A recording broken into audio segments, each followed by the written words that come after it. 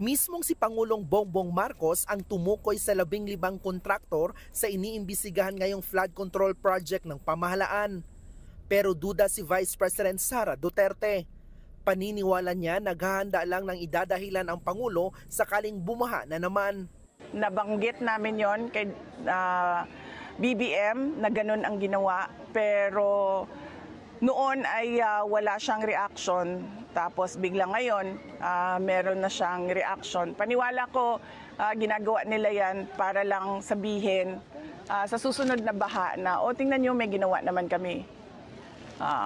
Pinaghahandaan niya lang yung excuse niya para sa susunod na baha.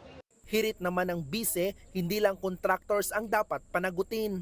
Dahil yung mga contractors ay mga tauhan din sila ng mga members of the House of Representatives. Kung maalala ninyo, meron akong ginawa na interview noon kung bakit ako umalis sa Department of Education. Binanggit ko doon na 2 tao lang ang nagde-decide sa budget ng Pilipinas.